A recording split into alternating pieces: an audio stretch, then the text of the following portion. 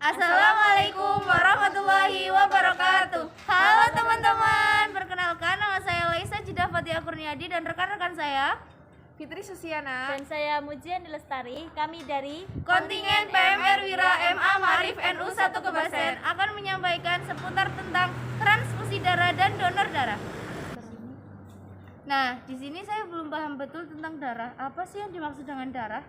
Darah sendiri adalah sebuah cairan yang mengangkut oksigen dari paru-paru ke sel tubuh. Terus, apa fungsi dari darah itu sendiri?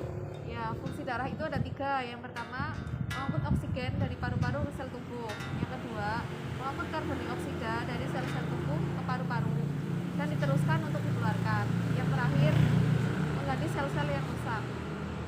Nah, begitu teman-teman.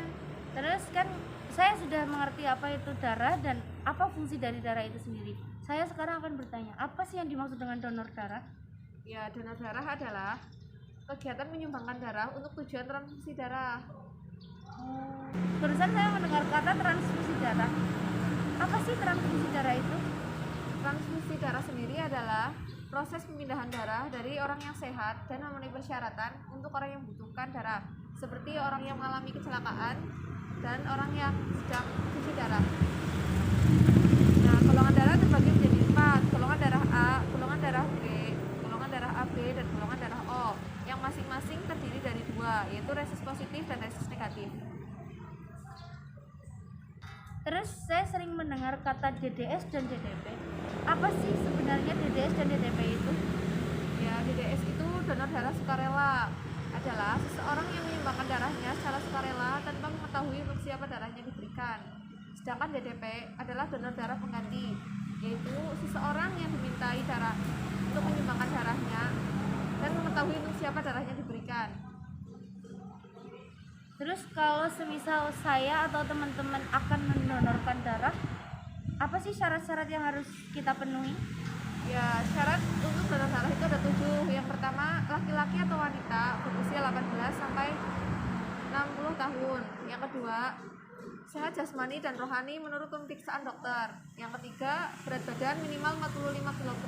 Yang keempat, kadar hemoglobin minimal 12,5 gram per desiliter. Yang kelima, tekanan darah sistolik 100 sampai 180 dan tekanan darah diastolik 50 sampai 100.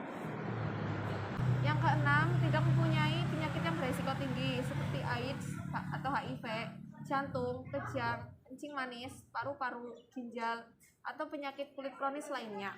Dan yang terakhir, orang yang sedang haid, hamil, atau menyusui tidak diperkenankan untuk menyumbangkan darahnya. Nah, terus gimana sih tata cara untuk mendonorkan darah? Jadi tata caranya itu yang pertama, calon pendonor datang ke UTD atau unit transfusi darah yang berada di PMI. Yang kedua, calon pendonor darah itu mengisi formulir donor darah yang berisi identitas diri dan riwayat kesehatan. Yang ketiga, petugas memeriksa kesehatan dari pendonor sesuai dengan syarat yang telah ditentukan. Yang keempat, petugas yang sudah terampil dan berpengalaman itu mengambil darah dari pendonor kurang lebih dengan waktu 10 menit dan aman.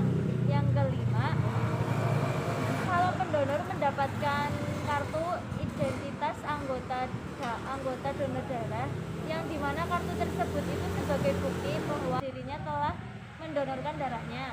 Terus apa sih manfaat dari donor darah? Manfaatnya itu yang pertama, menurunkan resiko terkena penyakit jantung, pembuluh darah, dan kanker. Yang kedua, dapat menurunkan berat badan. Yang ketiga, mendeteksi jika terkena penyakit serius. Yang keempat, meningkatkan jumlah donor darah sukarela dan meningkatkan nilai-nilai kesetiakawanan dan kepedulian sosial. Yang kelima, membantu tubuh supaya lebih sehat secara psikologis. Jadi seperti itu manfaatnya kurang lebih. Setelah teman-teman mendengar penjelasan dari rekan-rekan saya apa itu manfaat donor darah, tata cara donor darah, tempat donor darah di mana, apakah teman-teman sudah berminat untuk mendonorkan darah? Berminat dong. Sekian dari kami, kurang lebihnya mohon maaf. Wassalamualaikum warahmatullahi wabarakatuh.